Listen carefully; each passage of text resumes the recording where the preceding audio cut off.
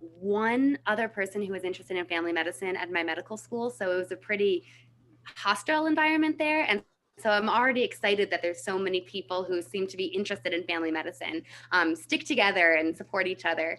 So I was interested in I'm interested in maternal child health. So I was really thinking about OB versus family medicine, and really struggled with that for most of my medical school career until I did a rotation on the Navajo reservation, and I was working with some of the OBGYNs, and I realized that I actually don't love surgery. Is that the whole time that I was in, these long surgeries for GYN stuff, I just kept thinking, so the kitchen, you got free breakfast from like a certain amount of time. And I kept thinking, oh my God, I'm going to be in the surgery and miss breakfast.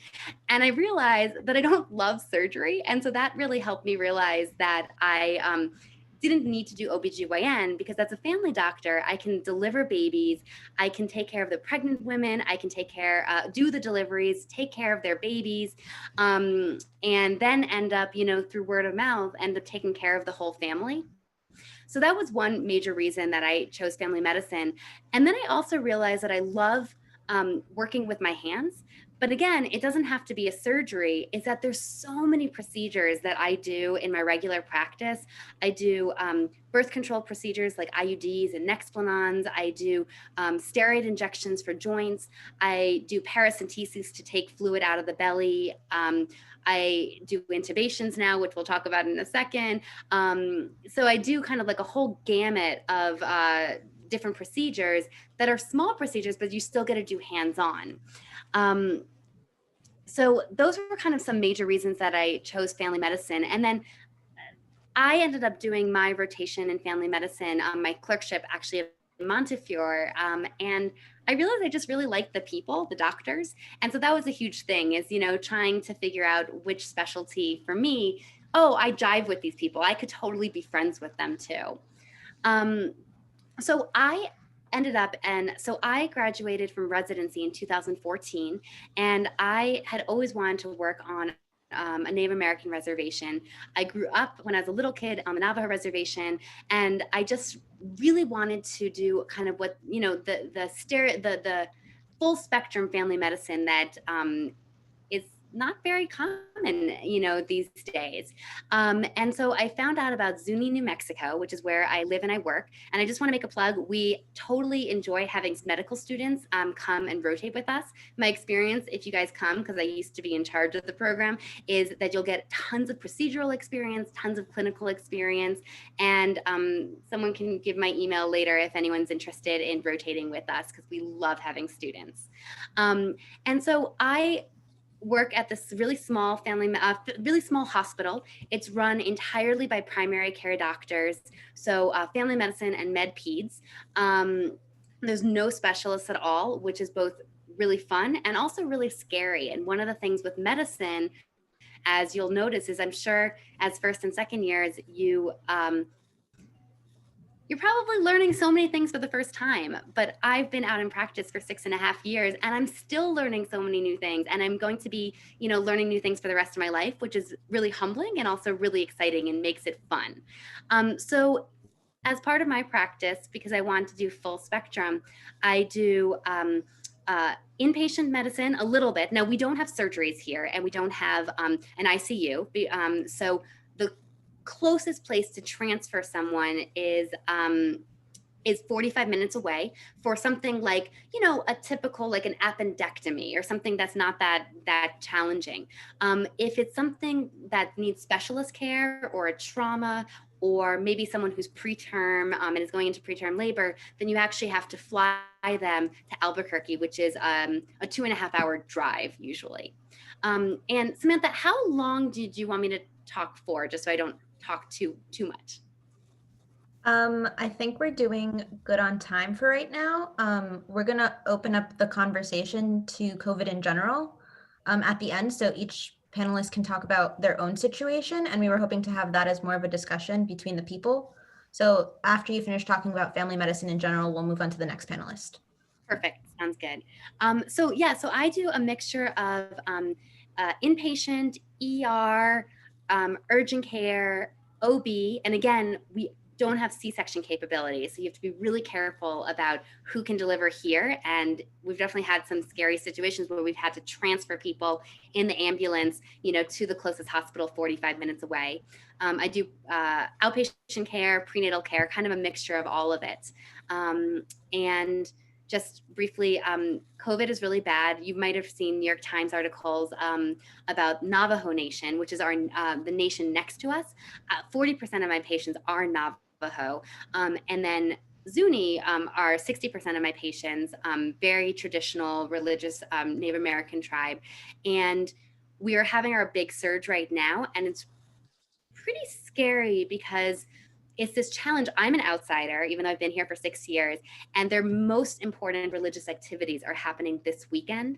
And so it's been a challenge trying to give information about how to stay safe with COVID. Now, ideally, I would tell everyone, don't do anything, please stay home. But at the same time, the most religious people in the community feel that if they do not celebrate Shalako, which is the name of the religious event, that could have detrimental effects for the entire world. So it's this really interesting challenge of Western medicine and then tradition religion trying to come up to a compromise about how to stay safe, but also, not be paternalistic. And honestly, even if we were paternalistic, people would not listen to us. So trying to figure out a balance.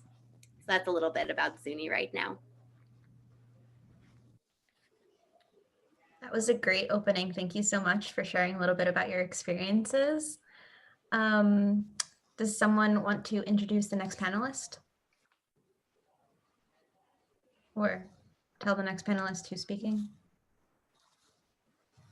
Okay, we can hear from Dr. Rachel Ema now. Awesome. Hi, my name is Rachel Ema. I am a family physician. I'm class of '01 from Sophie. I did my last 2 years of medical school at Stony Brook, and I graduated in 2003 from there. And then from there, I came to Florida in Daytona Beach. They have an unopposed family medicine, or had an unopposed family medicine program, meaning that family medicine residency was the only residency in the hospital. And I was looking for that because kind of at the time when I was doing family medicine, I was the only one from my medical school that went into family medicine residency. So I knew I kind of wanted an environment where the learning would be great and I wouldn't have to fight other specialties in terms of trying to get cases and things like that. And then once I moved to Florida, I decided I loved it. So I stayed and I have been here since. I work primarily solely outpatient family medicine with physician associates. It's a multi-specialty group. So we have everything from pediatrics to OBGYN to surgery, and we're affiliated with one of the main hospitals here in Orlando, Orlando Health.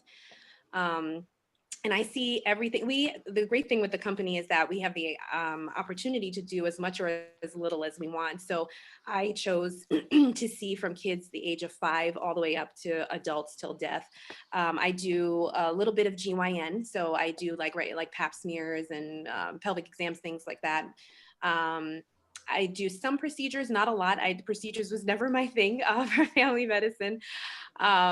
And that's one of the things I kind of, when talking about what interested me in family medicine, I actually thought when I was in Sophie Davis and actually the first or the third year of medical school, I thought for sure pediatrics was what I was going to do.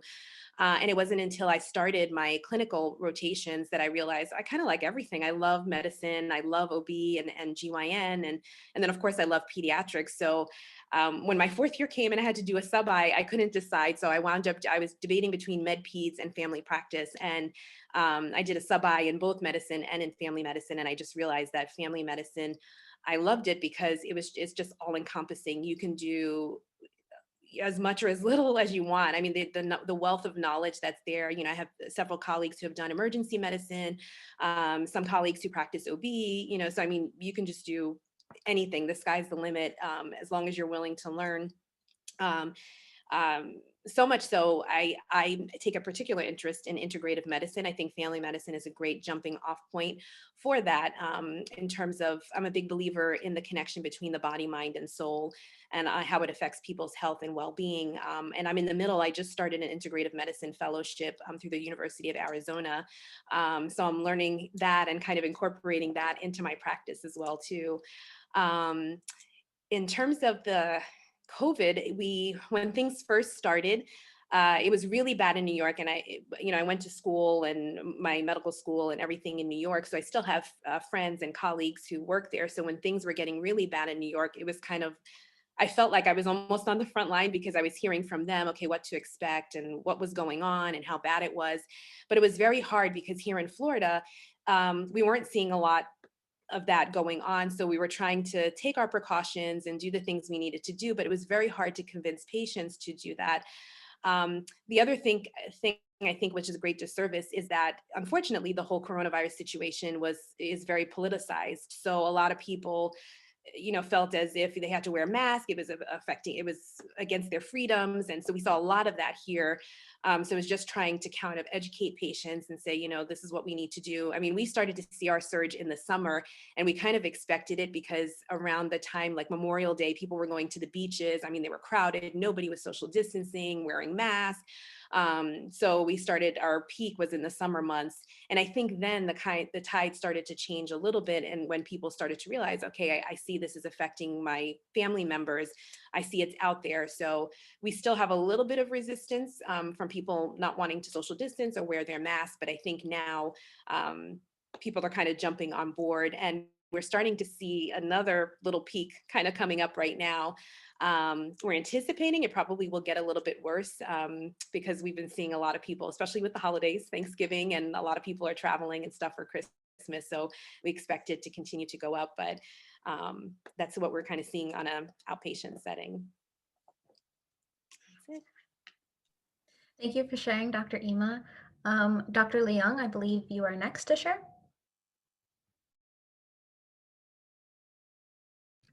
Okay, well, thank you very much. I think I'm one of the original, I guess. I graduated from Sophie Davis in 1978. We were the second class. And I guess I have done quite a bit since, or travel a long path since graduation. So I went to NYU and got my MD degree there and graduated in 1980. And you probably know NYU at this point doesn't have a Department of Family Medicine. So I kind of share some of the story that Rachel talked about. I rotate through all my clerkship and say, well, I love pediatric, I love OB, I like everything. One of the surgeons actually even tried to recruit me into go into surgery because I love to do procedure. I want to do things with, a hands-on procedure type thing. Until someone came from Group Health from Seattle came and talked to us in the interest group. And they talked about how they took care of patients and did everything from delivering baby to geriatric, to doing procedures, and really got to know patients in a very deep, meaningful ways, and contributing to really make a big difference in patients' lives. And I say, whoa, that's my calling. So that's when I kind of decided to do family medicine. And I went and did an elective in Long Beach, California, and just literally fell in love with it. So I did my residency in Swedish Hospital in Seattle and just absolutely loved Seattle and stayed on and for about 9 years until my husband got recruited to Penn State, which is in Hershey, Pennsylvania. So then we moved into Pennsylvania. But when I left, I just really loved everything, the practice and my patients. And I have actually delivered a woman's third child, and the first child that I delivered was actually taller than me. So I think family medicine has so much to offer. I just loved it. And I still remember early on in my after graduating and early in my practice, I was still assisting surgery as the first assist for a number of years. And I was doing deliveries, I was putting in IUD and tons of procedures. But then when I got into Penn State, I discovered a new love. I started serving as a clerkship director. I went to a lot of the SDFM meeting, which is the Society of Teacher of Family Medicine, and just got really excited about doing research, creating curriculum, and innovating things. And then I discovered what I really like to do is innovation, really innovate things that people haven't done before. So I got heavily into building new curriculum And I don't know how many of you know about the FM cases or the AFCA 4 cases. So these are the computer cases that are designed to teach the Cluster curriculum for family medicine, so the national curriculum for SDFM. So I was the founding editor-in-chief that led about 100, 150 educators of SDFM to build these cases.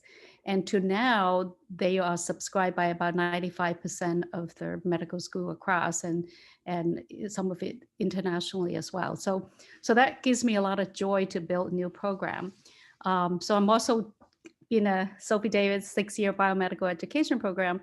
I also now have heading off some 3-year accelerated program at Penn State. We started with family medicine, where you could finish medical school in 3 years and then conditionally accepted to the residency program. We now have 6 other pathway and some for MD, PhD, so kind of grow into a pretty big program. And I'm also overseeing the LIC. Currently, I serve as the assistant dean for pathway and innovation, and just doing things that have not been developed yet, and creating those pathways and different programs. Has been just really a lot of fun. So looking back, like, why do I choose family medicine? Some of it is that continuity, allowing me to see patient over time, become part of their life and contributing and helping them to kind of have the best health they could have. So that's really important. But the other thing is the diversity. I got to do so many different things, and there's so much flexibility. So I went from a comprehensive family physician doing OB to now I'm not doing OB. Then I was able to kind of venture into academic medicine.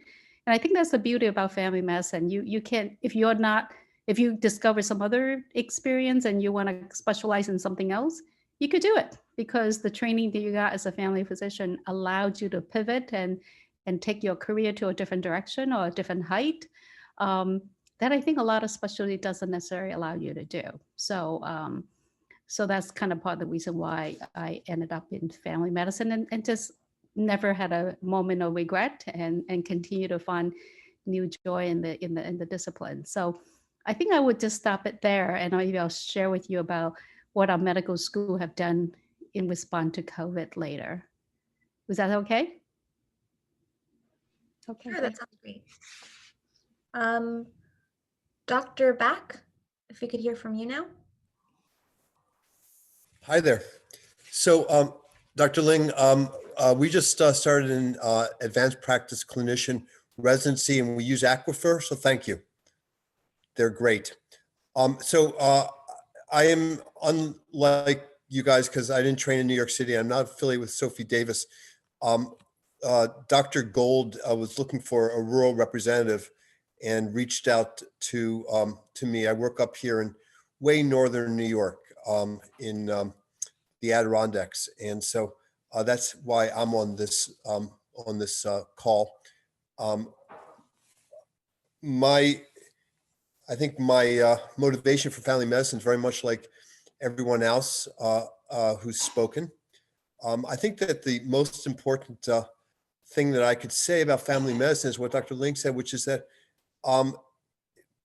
unfortunately, students don't really understand that family medicine is the most diverse of all specialties and allows the most flexibility, with the exception of doing a sort of a surgical or medical subspecialty.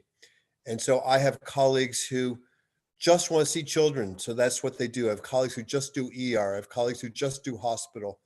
And then I have colleagues who do everything. And I'm one of those people who did everything, including emergency, including maternity. And most of my career has been in education as an associate program director. And then most recently as a program director. I had always hoped to do rural medicine. And this is sort of a late in my career move. And so I work in a rural health center on the border of Lake Champlain, right next to Vermont. And part of what I've been doing is a lot of opioid treatment as well. And that's relatively new for me, and something that I've become very passionate about and feel very strongly about, because I believe that this is, up until COVID, which will go away, the opioid epidemic has been the greatest epidemic that we've had since the AIDS epidemic, and one that really needs to be addressed by all of us. And so I train people in the use of buprenorphine, and we've been able to really spread treatment and save lives and sort of get people sort of some semblance of normalcy, because drugs really do hijack the brain. So anyway, so my career has changed, and so I do the opioids stuff. I do some medical education. We just started a residency program for nurse practitioners and PAs, because half of our workforce is nurse practitioners and PAs. And our experience in terms of the corona or the COVID epidemic is interesting, because we've been very fortunate. We've had very few cases up here, but we realize that we are really sitting ducks, because we don't have a robust healthcare system. We don't have ICU beds. We don't have a hospital. And we've been doing our best to try to prevent. So my organization, which is a combination of 18 federally qualified health centers, has set up screening and tents throughout the organization we don't, ironically, we're doctors, but we don't let sick people into our offices anymore. And we see the sick people in their cars. And we try as best to do an evaluation outside, which has been okay since the start in the spring. We're starting to move into like really cold weather. So I don't know, we've all kind of gotten some pretty warm clothes. They say there's really no bad weather, just bad clothes. And so we'll see how that all works out. And our goal is to really keep it at a level that, and we're working very, very closely with our county health department, where we can identify people and identify clusters and do contact tracing to prevent the spread. And so that's our expectation and our goal. So far, it's been working pretty well. We're very conservative area here. A lot of people, are sort of pretty conservative in their thinking, but fortunately, it has not been as publicized or politicized regarding wearing masks and whatnot as it has from what I can read in other parts of the country. So our patients are taking this seriously. And frankly, they're pretty used to being self-isolating because there's nothing to do up here. So, other than spreading it to the deer that they're hunting, I think that, people are being relatively careful. So that's kind of been our experience thus far. Thank you. Thank you, Dr. Back. Dr. Okolo? Hi guys, can you hear me? So nice to meet everyone. Yep, I'm Tony, and I won't have as much to say because I'm, by virtue of my recent graduation from Sophie, and I'm still a resident. But I graduated from Sophie Davis in 2015, and I did my last years at Albany Medical College, where I graduated 2018.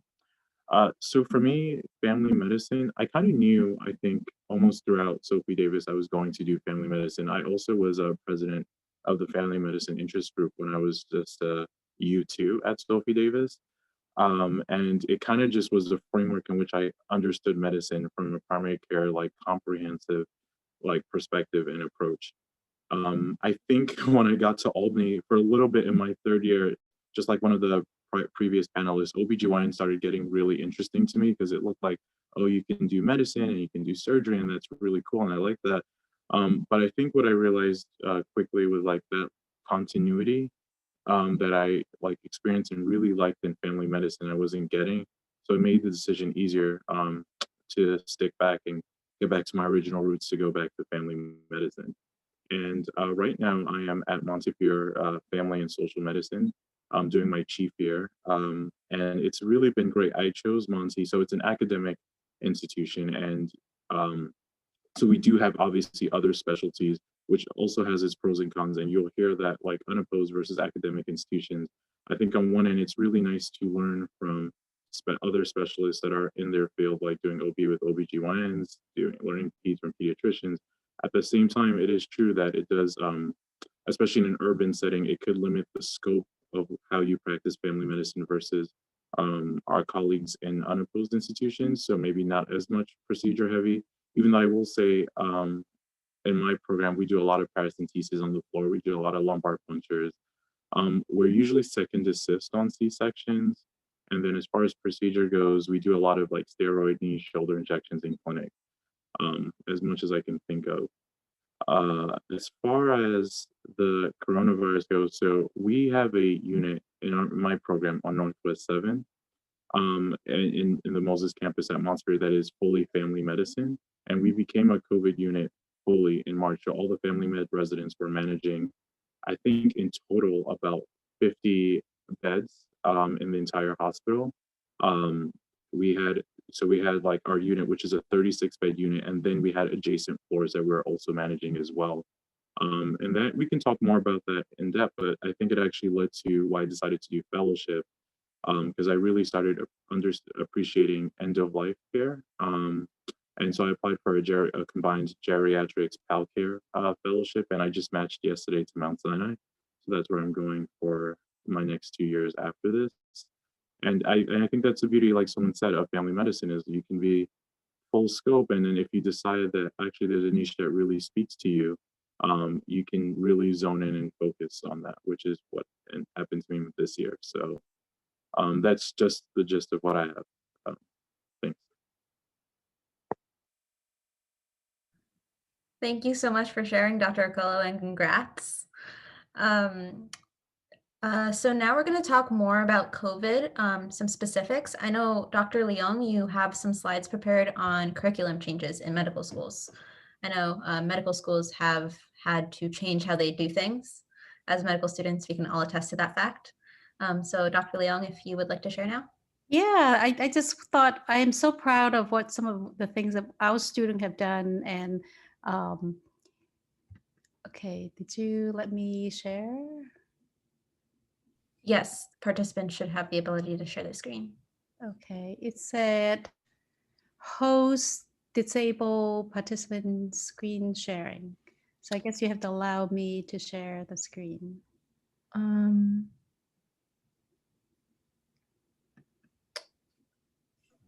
Okay, I think it should be working now.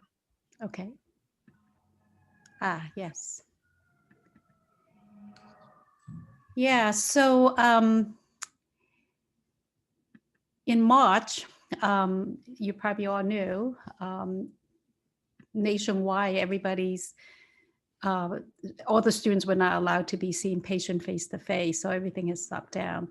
And our student was just so proud of them that they basically organized into this COVID elective where they are participating, helping to basically help out to take care of all kind of different needs that become a problem when COVID occurred. So we have a lot of students who kind of become helping out with contact tracing. We had on demand, we basically like a telehealth for screening, and they participate in that. There was a lot of outpatient follow-up where we saw patients, and then we want to know how the patients are doing because we can't see them in the clinic as much as we used to. So they participate in that. So there was just kind of a lot of different things that we're doing. They even become tutors for some of our faculty because school is also no longer taking place. So this is just kind of a long list of things, and I just kind of want to share with you what student can do.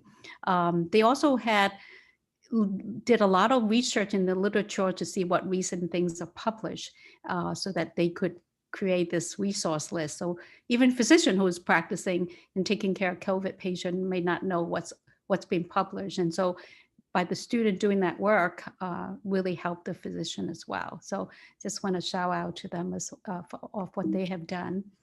And so then we also have to look at the curriculum. What do you do? What's allowed and what's not allowed? So we have to kind of check in with the LCME to see what is allowed. So basically what LCME, which is the organization that oversees medical education, have said that as long as we're meeting learning objective, that we could actually allow some of the modify our curriculum, and some of it might be a lot of virtual learning.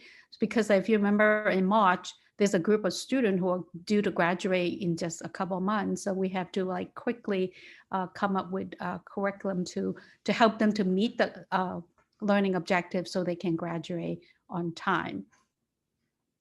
So that's kind of some of the things we did. So this is kind of, then we also develop a curriculum called Health System Equity Clerkship.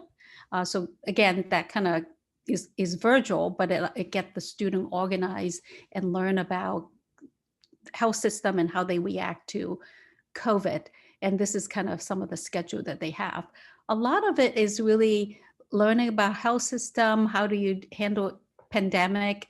So we have a lot of interview actually from the CEO of the health system to the infectious disease person that kind of develop a strategy and how to take care of patients, to also talking to the laboratory people and how they're doing testing for COVID. And we have family medicine was leading quickly developing telemedicine. So we interview Matt Silvers and just to kind of talk to him about how they put together the telehealth as well as the dean. So that has been a very good learning experience for our student as well. So the student have really got a chance to learn about how you go about responding to a pandemic. We also invited a lot of speakers from around the globe. So we have someone from the U.S., but also from Italy and from China. So that was really interesting. The other thing that we thought were a very important piece was that we very quickly separated healthy patient who came in to see their chronic disease management patient from patient who have respiratory symptoms. So kind of separating the sick from the well patients is very important because we don't want the well patient to get sick, but particularly also the patient who are immunocompromised. We really been kind of going through our schedule to see which of the patient might be immunocompromised and not have them come into clinic. And we instead change it to a telehealth visit. So we can still manage the patient, but not bringing them into clinic to avoid potentially contacting COVID. And then also all the students and residents are not allowed to see patients with COVID, and even patients who are being investigated for possible COVID, students are also not allowed to see those patients. So we also a number of schools from March to about June, a lot of schools really just basically stop students seeing patient, but we develop a different strategy. We basically develop something what we call the indirect patient care periods, where for about 10 weeks they were mostly seeing learning virtually.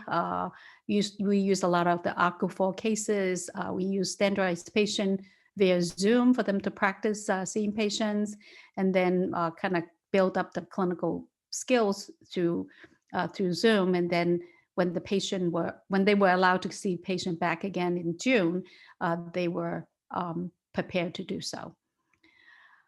So I would say a lot of the learning was really through technology, from telehealth to virtual, to using an iPad, using Zoom to create something called like a virtual rounds, where a student will be connected by Zoom to the patient at the bedside, and they can interview them and then present back to the team, and also sit in the rounds and kind of learn how do you see patient, how do you care for patient in the hospital. Now, I think it's also important that students learn to take care of COVID patients. So while they are not able to see them in face-to-face, we could create virtual clinic where the student actually could see the patient using telemedicine. So I think I'll leave it at that, and I would leave the other part when we get to the discussion part.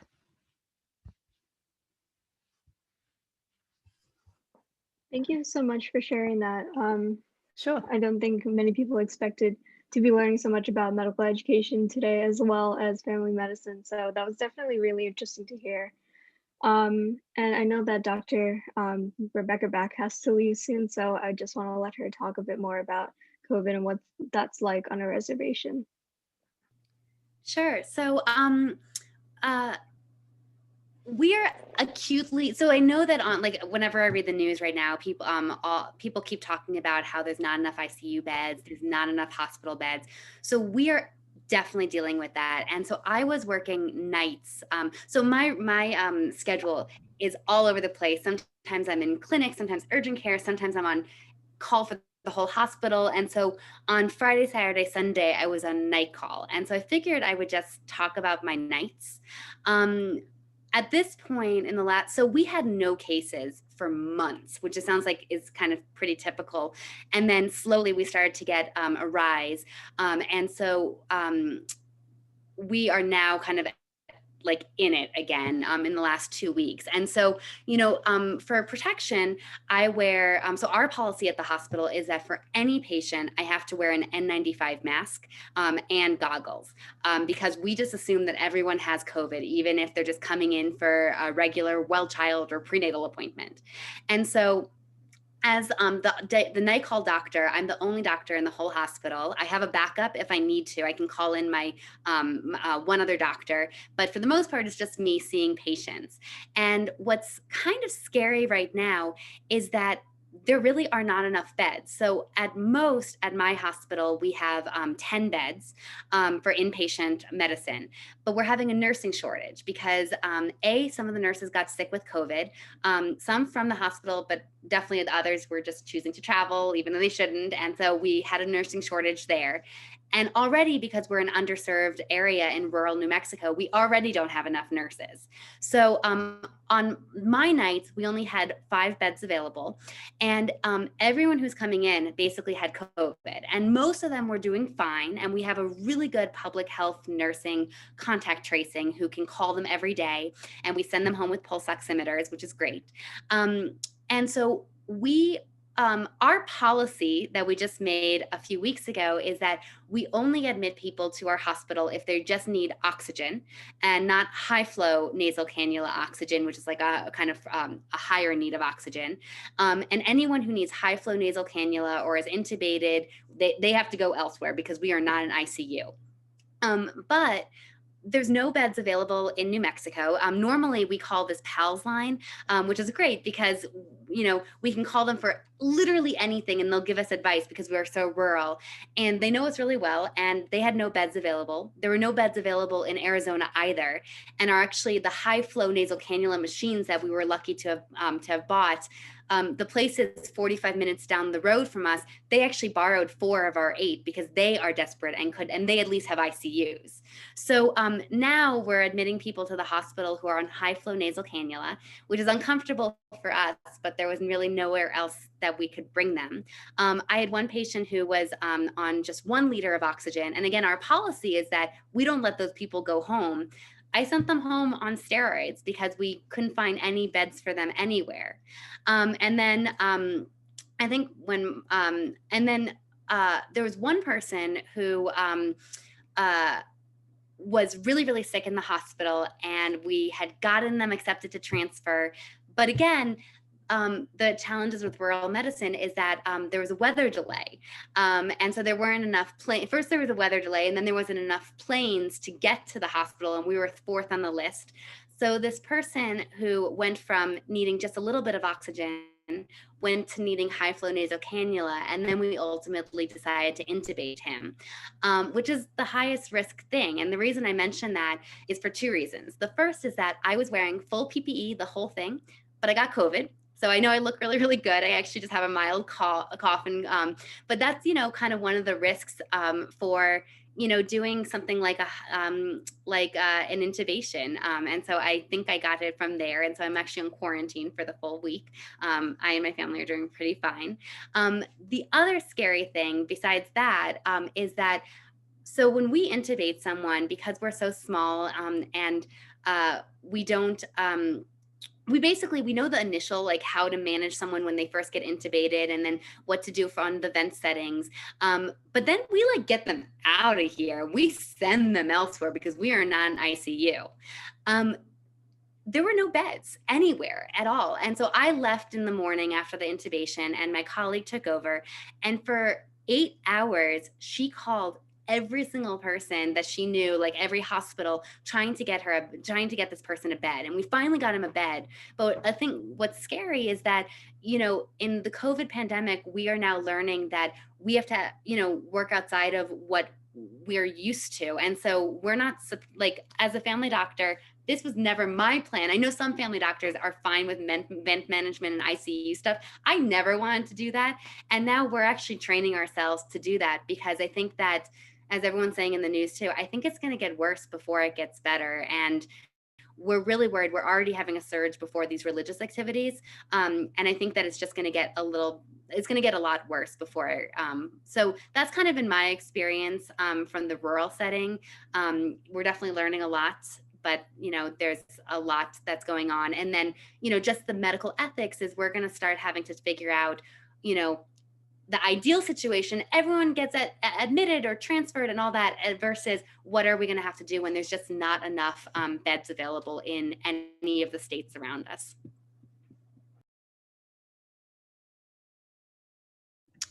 Wow, that's an incredible story. And thank you so much for what you're doing.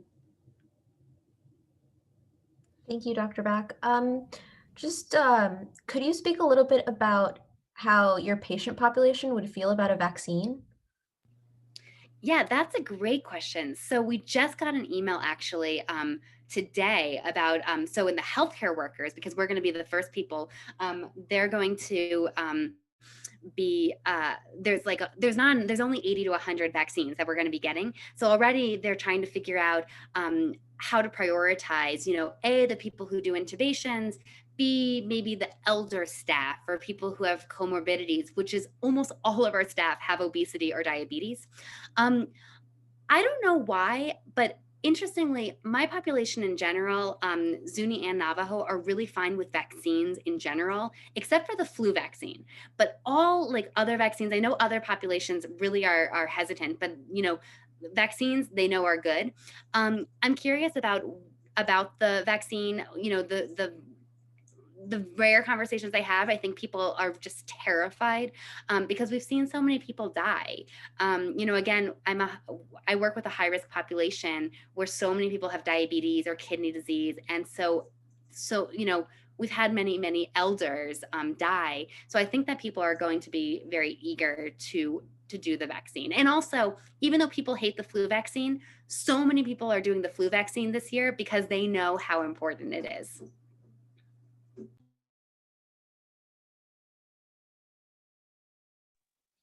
Thank you so much for sharing, Dr. Back. I hope your situation improves. Thank you. If we could now hear from the other Dr. Back, a little bit more about what COVID is like up north. Okay, so this is the other Dr. Back. It gives me great pleasure to listen to the other Dr. Back and hear all the stuff that she's doing, which is fabulous. Like I said, our experience is very, very different because we're not dealing with people with acute disease. And so we're dealing with people with chronic disease, trying to actually keep them healthy during this time when all the other resources are going elsewhere. So in the spring, we moved to telemedicine. And that's a real challenge out here in a rural area where a lot of people don't have broadband. And so that was a problem. We actually, one of our innovations was to make our parking lot a hotspot so that patients could actually connect with us from their cars by actually hooking into the broadband right in our parking lot, since we couldn't actually see them in the office. It was really a godsend, like I'd mentioned, for some of our Suboxone opioid patients, because as you probably have read, this has been a very, very difficult time for people with addiction. And And it was really important to us to maintain contact with folks. And it worked both ways. I found it actually very gratifying for me to be able to connect with my patients on a regular basis and have that sort of ongoing relationship. And then, as I had mentioned before, trying to deal with sickness, I mean, unfortunately, we treat everything as a possible COVID. So, I mean, because the symptoms are so broad. So I saw a patient yesterday in the office who had been seen in our COVID tent for nausea and vomiting, had had a rapid test, which was negative, told that it wasn't COVID, ended up with persistent symptoms in the emergency room and had an acute cholecystitis and had her gallbladder taken out. So, still we have to deal with those basic chronic things that are happening all around us. We've got lots of patients. Our population up here is very elderly. We have a lot of patients who have multiple comorbidities, and they're terrified as well. They're very, very scared of actually avoiding coronavirus. And so part of the reason that we've been really kind of pushing the telemedicine is to be able to provide them with their care and reduce their exposure while maintaining some contact. So that's where we are now. We know it's going to be a long winter. Like Rebecca said, I'm getting more people who've never had flu shots to be able to start taking flu shots, which is good. I have some concerns about vaccines, but for the most part, most of our patients do adopt vaccines. We've got some folks who are vaccine, how do we call it, anti-vaxxers, vaccine atheists. But I think that we're going to get most people who are ready for vaccination. One of the things that I do as a family doctor is part of my sort of spiel with everybody is to sort of just talk a little bit about the virus, no matter what they're in for, to really reinforce the need to maintain their safety and to listen to public health messages. And part of it's also talking about the vaccine. And the impression I have is that people are really looking forward to it because it will allow them to sort of get their lives back in order. Thank you.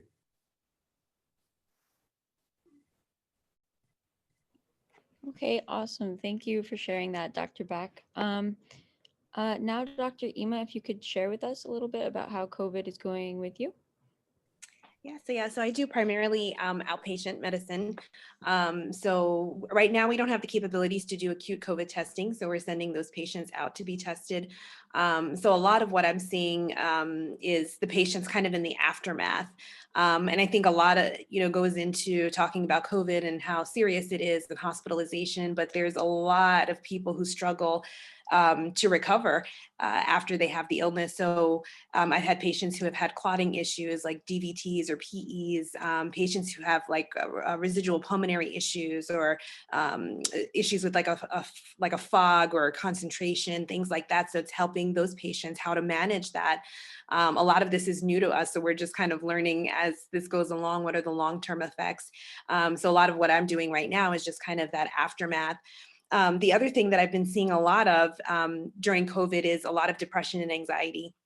And this is, I live in Florida, so, I have a large elderly population, but also in college students and parents, because when schools shut down, the parents have been, homeschooling and also having to have a full-time job. And it's just a lot of stress that people are under. So I probably would say maybe 60% of my patients are struggling, and even patients who didn't never struggle with anxiety or depression before.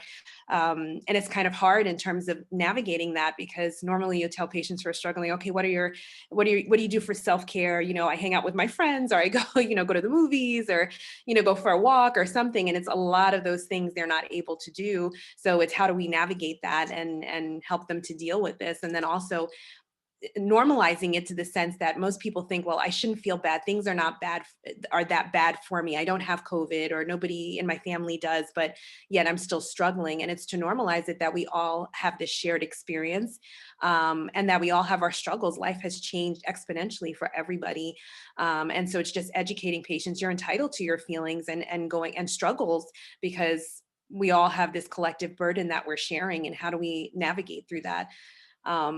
And like I said, I'm a firm believer in the link between the body, mind, and soul. So a lot of patients I see, they'll come in and they're saying, oh, I have this backache or this stomach ache, and you kind of delve deeper, and they have some really big struggles, I think, which compound their physical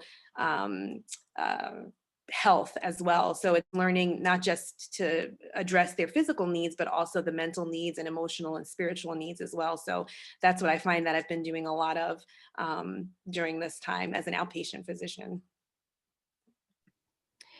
Yeah, no, I have also noticed a lot of my patients are having anxiety and mental health issues, and unfortunately, it's not just COVID, right? We have, all the social equity, social justice kind of things going on, and the elections and all kinds of stuff going on. So it's kind of one big problem after another, and it really takes a toll on your mental health. So sometimes what I tell patients is like, you got to manage your media intake. You may have to turn off the TV, leave your phone, put your phone down, and just really take a break, and not have these bad news kind of streaming into your well-being. So yeah, sometimes it's just, watch out for all those bad news coming in. One of the things that I want to mention also is the effect that it's had on our colleagues. I'm pretty active with the New York State Academy of Family Practice, and certainly encourage students to get involved as well, especially through the interest group. And if you're interested, I can put you in touch with our student representatives from New York City, who are really reaching out to students. It's a great opportunity for students to get involved at an early level. But I'm fortunate because I work for a large FQHC. I get a salary, and Rebecca works for Indian Health Service, and she gets a salary.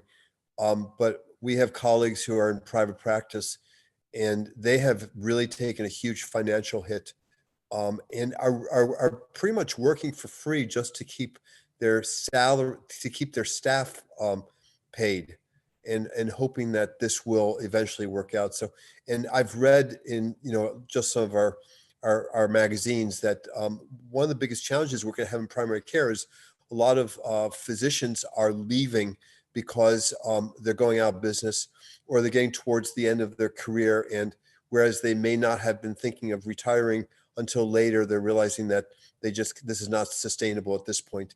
And so that's going to be a huge hit going forward once we're beyond COVID, in terms of actually not having the same primary care force. And so we're really happy that you guys are future family doctors, and will be sort of able to take on that, because we're going to have a huge need to do that. And one of the things that I think is interesting about medical education is I've read some of the statements from the AAMC regarding the medical students and COVID, and the need to balance protecting medical students, but also recognizing that you are essential workers, because you are the essential future for physicians. And so, whereas you need to be protected, your health, it's also your education is essential for the future of this country. So I think that part's really important to remember as well. And I think too that the other thing that I'm seeing, because I do have some patients who are actually physicians or healthcare workers, nurses, the toll that it's taking on physicians, not just financially, but I think emotionally as well too. We're kind of trained and taught, you just kind of push through, you have a job to do, you just kind of have to keep going. And we've been seeing a lot, and even in talking with online forums with other physicians, there's a lot of burnout that's going on, compassion fatigue, and it's how do we find ways, and then you're dealing with like grave issues, people having to ration out, resources, how do you do that and still be able to keep functioning and pushing forward? That affects anyone. I don't care who you are. Seeing people die and, doing everything that you can, it really takes a toll on you physically and mentally, and making sure that we're taking care of ourselves as well, because if we can't pour from an empty vessel. So I think that's another thing that I've learned. In the beginning, I was kind of, especially when people were not really taking it seriously down here, that was one of the things I struggle with, because I was like, I'm seeing how it's affecting my colleagues, and I wish I can impress on people more, and it was affecting my health. And I realized, okay, I need to kind of stop watching the news, like Dr. Young said. I have to engage in self-care and make sure I'm taking care of myself, eating right and exercising and all of those things, and talking. I think that's the other thing, is engaging with other physicians who are going through a similar experience. And, you know, this is the struggle. I just need to vent and to be able to go forward, because it does wear on you. And especially now, since we've been dealing with this for so long, it definitely takes a toll. So.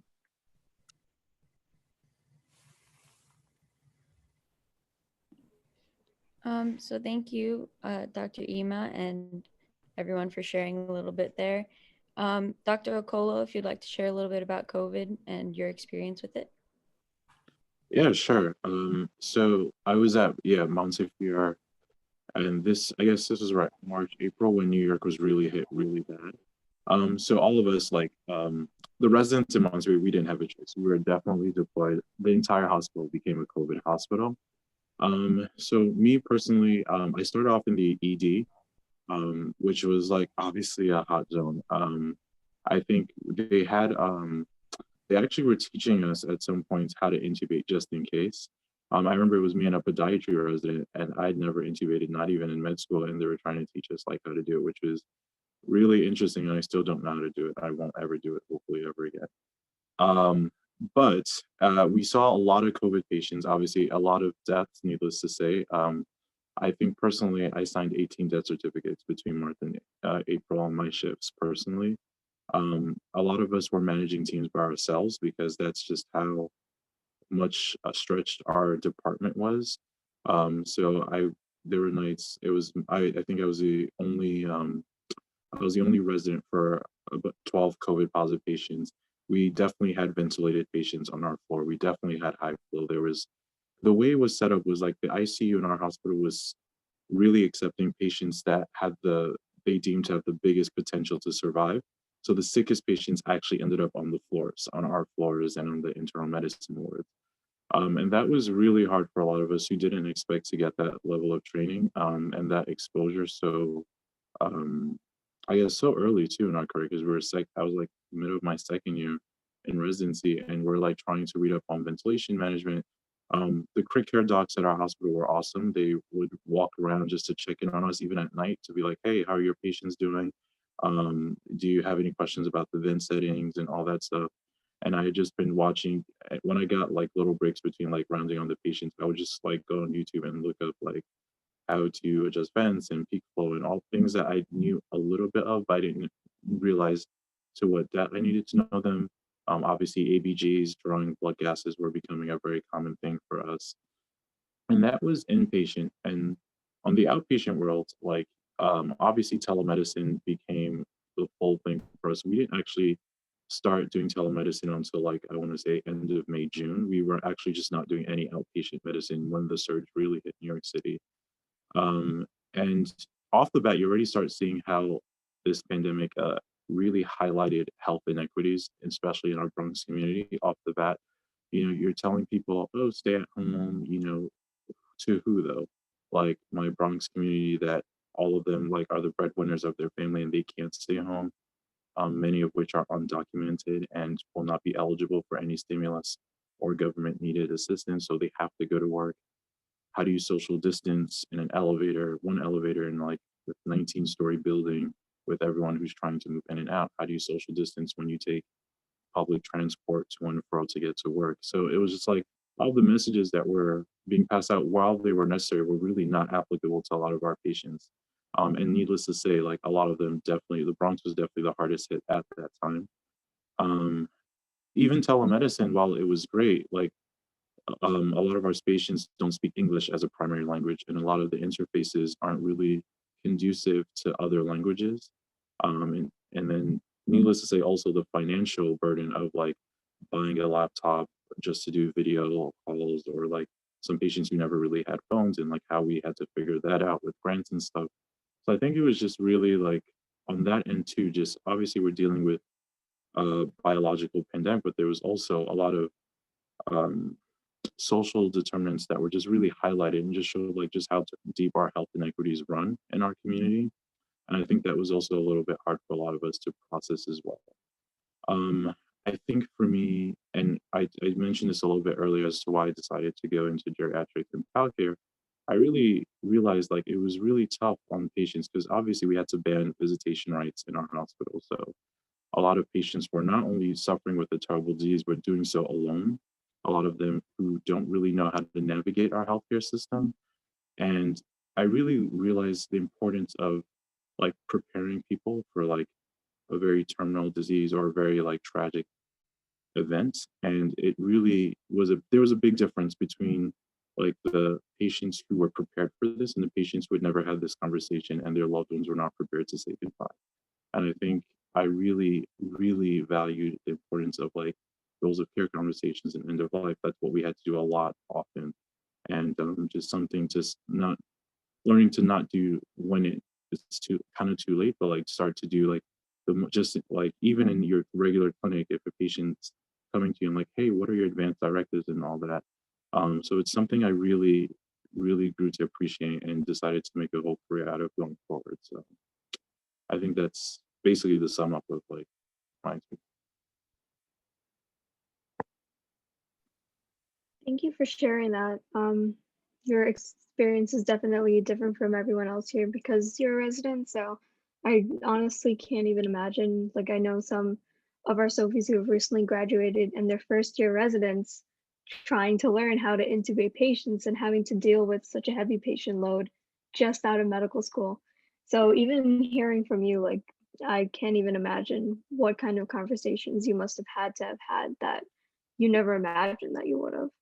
So thank you for sharing that. And I know Dr. Liang, you had a few more slides to share and also a bit more about your COVID experience as well that we'd love to hear. Yeah, God, you guys are sharing these incredible stories, and I just really want to express my appreciation of all that you're doing. I think collectively, I think we're doing really well now in the healthcare area. The other thing that I have heard from nurses who works in nursing home too, um, is the other struggle of, for a long time the family's not allowed to go in to visit their loved ones, and it's hard enough for us who are cognitively together, but think about those who are have cognitive challenge, and try to explain to them that you got to stay in your room when they can't comprehend what's going on, and they're really missing their family because their family usually are there to see them often. And I had a patient who literally just lost tons of weight, and she began staying in her room, staying in bed, and just really declined. And I was just trying to figure out like what else can I do for her. And the nurse told me like, so she has seen so many of these cases, and she calls them, the broken heart syndrome, because they're so depressed, they're so sad, and they can't quite comprehend why their families are not here to see them. And the family is also struggling with too. So there's just so many sorrow and so many suffering from this pandemic.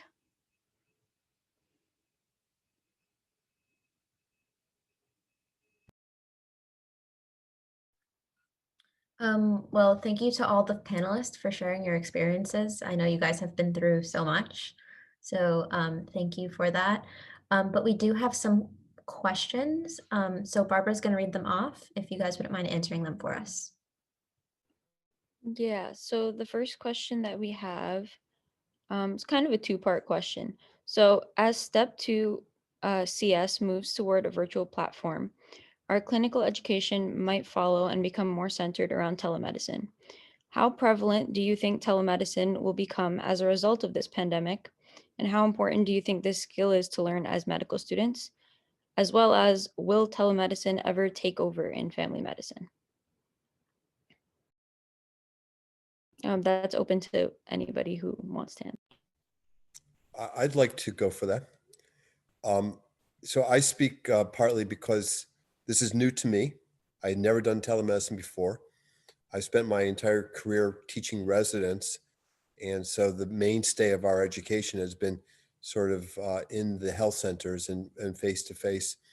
I think that telemedicine is one of the, one of the lemonades with this lemon. one of the real positive developments, because we've sort of done away with all of the regulations that have been hampering it. And we really went from 0 to 100 in a very, very short time. I think it's here to stay. I don't think it will I don't think, but it's still early. I don't think it will overtake, because it is important for us to actually sit with our patients. I mean, there is something in with that relationship, but it really does open up the opportunities to maintain contact when otherwise it's not so easy. Whether you're in New York City and it's hard to get from one place to another because of transportation, or because of family responsibilities, or because you're sick, or whether you're in my neck of the woods and you've got a snowstorm. Um, and um, and I think that we're still learning how best to actually utilize this technique, and so this is all new to us. So you students are sort of in the same place we are in terms of how to do it. The advantage is that it's also it gives us an opportunity to have like a virtual home visit, because I'm looking at their home. I can kind of get a sense, and I will often ask them to show me around as long as we're there. And so it allows me a way to look at them and look at patients in a way that I never have before. It gives them a little bit more of um, of of uh, power. It can be, it's sometimes too much power. Like, I had this patient who I met on his porch, and he's smoking a cigarette. I said, I don't really care if you're on your porch. You're still in the doctor's office. You can't be smoking a cigarette, And and so he adhered to what I told him. But so I mean, it works both ways. So I think it's a really good question, and I think that we will be developing better and better ways to actually make this work for both our patients and ourselves. Yeah, I would agree with Dr. Beck. I think telemedicine is here to stay, but it's never going to replace medicine. I mean, there's something just so special about looking at the patient in your eye, eyes, looking at them in the eyes, and touching of the hand or the shoulder, that personal connection really come when you're there face to face. There's nothing more powerful than that. It just won't happen, through Zoom. Like, I'm looking at all of you now, but I don't feel the same connection as if I were in the room with you. So that huge, meaningful therapeutic relationship really came from that relationship and came from that personal touch. So I don't see it ever going to replace uh, telemedicine were ever going to replace in-person a doctor's visit. But I do see a lot of benefit of it, though. So like today, I saw a patient, we dealt with a lot of medical issues, and I changed a couple of the medications. And I'm going to see her back in 3 months by telemedicine. So she doesn't have to drive in long distance to come see me, wait for me till I, become available. She could just kind of connect to the Zoom or to the platform. And also, if I don't know about Dr. Beck, but I'm always late. So if I'm waiting, they have to wait for me for 45 minutes. It's probably very annoying to wait for in my office. But if it was in her home, she could probably be doing her whatever she had to do, and then when it's time for me to see her, then it wouldn't feel like she lost so much time. And the other thing is the transportation. I think there are a lot of patients who really do have transportation. They can't come because no one to take them, or the car wasn't working. But if it's telemedicine, then that can be done a lot easier. And I heard from my colleague too, a lot of psychiatrists have gone virtual, and that made it much better because the stigma of going to see a psychiatrist is sometimes a little uncomfortable, but hey, who's checking on your Zoom call, right? So it may take it a little easier to meet with your psychiatrist or your therapist. So I think it has a lot of benefits, and we're in the journey of trying to figure out how best to kind of fold the telemedicine as a tool into that patient doctor relationship. Yeah, just to add, I agree with everything the previous panelist said. I do think it's fair to say I don't think it'll overtake in-person visits. I do think there is still a lot of room for improvement with telemedicine. We talked about like obviously like being language friendly to people who English is still not their first language and how to make interpreter services seamless. I don't really know any of the platforms that have figured that out yet. Also confidentiality, especially with patients who don't live in big homes, and like being able to discuss personal visits where they would have been able to have the privacy of the doctor's office. Now they're in their home with other people who may or may not know some of their medical conditions. We still have to figure out how to tackle that. So I think there's still a lot of things we need to think of. I think it's going to be part of a larger effort to really get people out of tertiary care. So it's, you know, like obviously the biggest issue we have right now is making sure like we have enough beds available in our tertiary institutions for people who actually need it. So we're seeing obviously telemedicine is one way to do it. We're talking about other initiatives like the hospital at home initiative for people who have conditions like maybe like mild pneumonias or UTIs that were initially only managed in a hospital, and now we're looking for how to provide that hospital level care in their homes. So I think what we're seeing is now an intentional approach to how do we provide certain level things that were initially only provided in a tertiary institution. How can we bring that to the patient's home and outside of the hospital so that we can really make those beds available going forward? It's just something like this ever happened. Yeah, Dr. Okolo, is that how you say it? So as you were describing about how you have to manage the ICU and all those sort of things, make me also think about tele ICU. You know, so if there is a physician, critical care medicine doctor who can actually be consulting multiple hospitals or multiple units by kind of assisting people who are less comfortable with intensive care to just give them, you know, little pointers or consultation on the go. That could really also help with particularly rural community, you know, hospitals, right?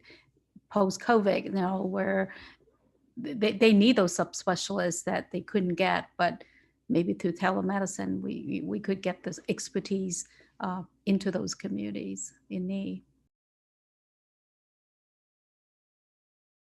That's a really great point. Prior to moving up here, I worked in Kingston, New York, at a hospital that became part of the Westchester Medical Center complex of hospitals. And they had a project where they had a critical care unit that maintained tele services for they had some 8 affiliated hospitals, and they were able to actually look in on the rooms and the monitors of all of the patients and all the critical care units. It was staffed by 2 critical care doctors 24/7, looking over what was going on. And they came and did grand rounds, and they presented their data, and their outcomes were so much better because they had this ability to oversee what was going on. We were in the process of actually doing that for our neonatal resuscitation, because we were all family doctors who were responsible for doing all the neonatal resuscitations. We were not neonatologists, and we had just developed a way to have the neonatologists join our resuscitations by camera during the actual resuscitation to be able to overlook what's going on. So it's a great way to actually bring some of the expertise of other specialties into more remote communities. It's also a way to have greater access for everybody. So these are things that bring us all closer together, which is a fabulous idea. Yeah, so you probably also heard about something called Project Echo, Sure. which is similar concept where through Zoom and connection, you know, we could bring in expert to kind of, you know, people can present cases and get consultation, you know, through Zoom, which would just kind of make some of these expertise more accessible. So these are certainly the advantages of our of the internet. I mean, Rebecca, my daughter, had talked about how she was a little girl when she was on the Navajo reservation. I was a doctor, and we had none of that. I mean, I don't want to talk about how I used to walk to work through the snow, uphill, both ways. But you know, things have changed a lot through the opening up of the world to access, and so people can get access to information, access to specialists through telephone, through telemedicine, and it really has the potential to help to equalize some of the disparities that we see among the different types of healthcare systems. If we can figure out a way to actually provide for that throughout the country, I think that would be a great thing.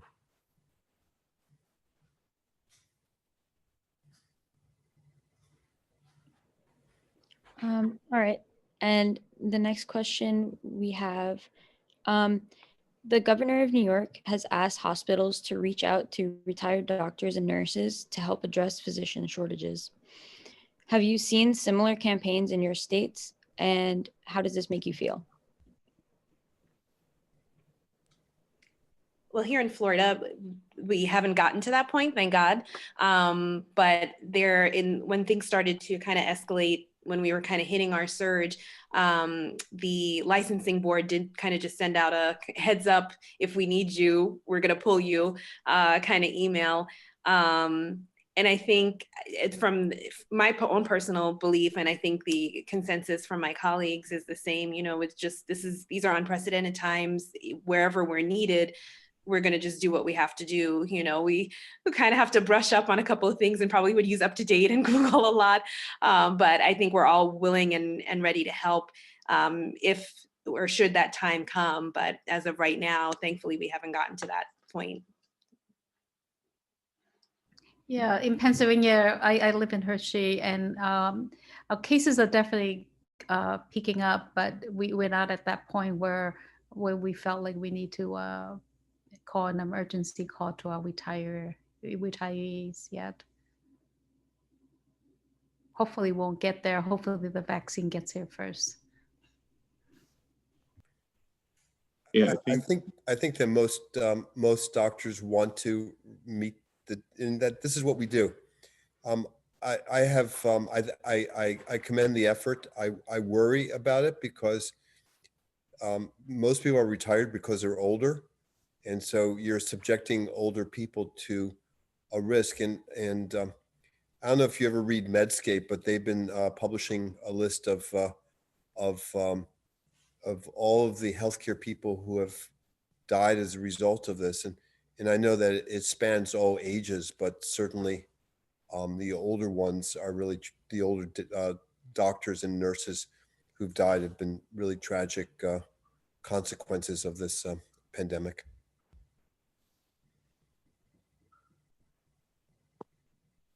Yeah, I was gonna say, in March and April in New York, I remember there were messages like that, especially with nursing and physicians.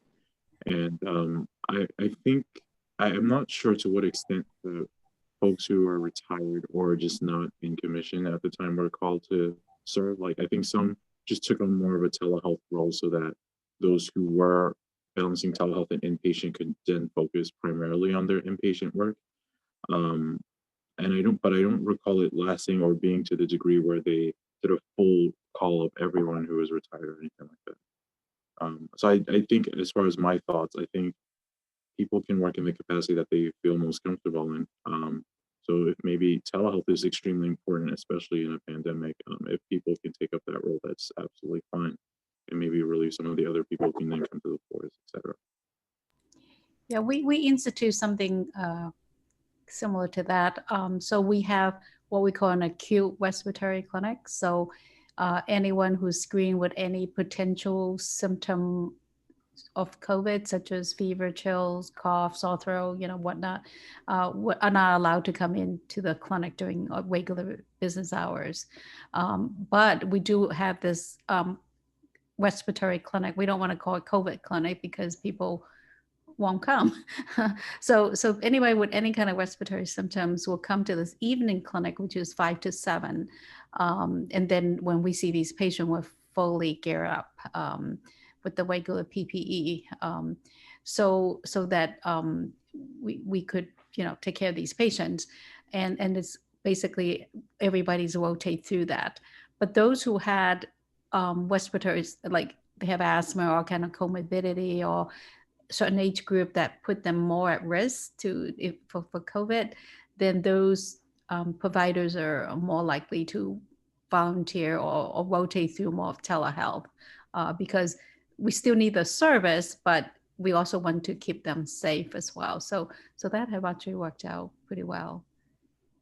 And kind of back to what Dr. Beck was saying too, is about they just certain profile of practitioners are more likely to just have a higher morbidity and mortality for COVID. And so definitely anybody who's over 70 have these huge, just a significant and higher risk factor. But also primary care physician, because when we're seeing patient, we don't have the same PPE that anesthesiologists would have. Like they would have, they're so used to scrubbing into the OR, so they have the N95. They really know how to don the appropriate PPE and how to take it off and so forth. That then they know how best to kind of not get themselves, infected. Whereas I think in primary care physician, we're not used to kind of get that sterile technique. We haven't done it in a while. And we also don't have the same equipment. So we have surgical masks. We don't have N95 masks. So, and we never know who's going to come in that has COVID, right? So sometimes we actually could potentially be at a higher risk. Regarding New York State, last spring, they did start working on this, and they put a call out for volunteers. I know that I volunteered. My wife was a nurse, volunteered, and they did follow it up. So we all got phone calls. They went through a checklist of what it is that we knew, what it is that we were willing to do. And so I believe that I'm in a database somewhere to be called up if need be. And it was really gratifying how quickly they were actually able to do that. A lot of times calls go out and you send a response into the void and never hear anything back, but there was follow-up. And one of the real pleasures, and I say this to the medical students, of being a doctor is that this is a sacred profession. And no matter what we end up doing, I think that we all still maintain a certain allegiance to the oath that we take and took. And I don't think you see that in other people, in other types of professions. I know I'm a little biased, but I think that's pretty wonderful. So that you young people, you're part of the same thing that we older folks are part of, in terms of our need to really help people in times of need.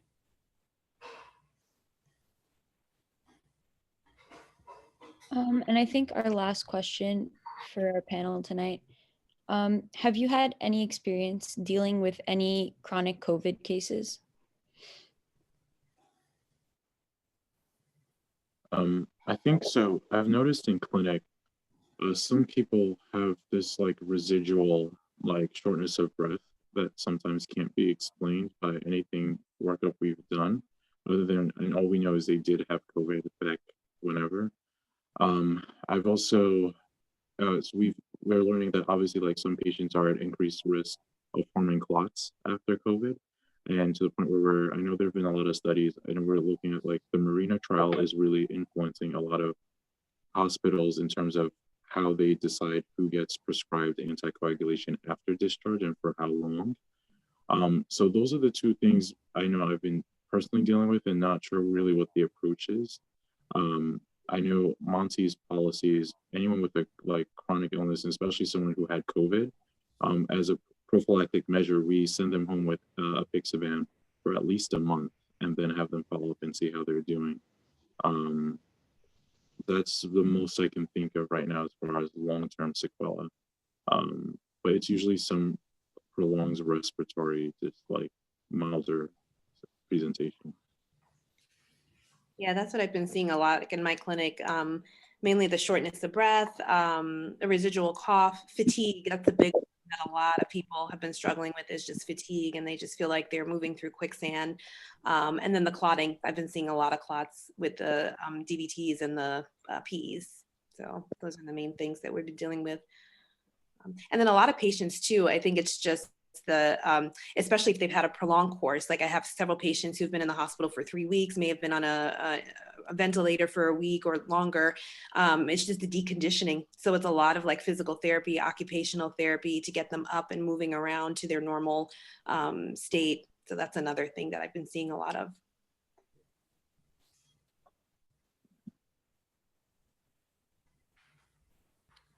That was the final question for the night. So I'd like to close out this panel by saying thank you to Margaret, because without her, none of this would have been possible. She was the one that reached out to all of you wonderful panelists and allowed you to speak with us tonight. So thank you very much, Margaret. Also, a big shout out to our panelists. You guys shared so much today. And I hope everyone here and the folks that had to leave early learned a lot. It was very informative. And I hope those people who are considering family medicine maybe like it just a tad bit more now. I know I certainly do. And so ends our night. Thank you so much. Thank you. And I appreciate all the wonderful things that everybody's doing in this pandemic. So thank you very much. Likewise, good luck to you all, to all the students, and thank you for the opportunity to participate. And I'll plug once again for the New York State Academy of Family Practice. Thank you guys for the opportunity. And Margaret has my information. So if anybody, anytime, if you have any questions or concerns or anything, please feel free to reach out. I'm more than willing, you know, even just as a mentor or anything, just to talk. That's fine. And I agree with that too. So feel free to reach out, and if you have any questions or curiosity, you know, happy to talk and chat. I'm here. Thank you guys so much. Really appreciate it.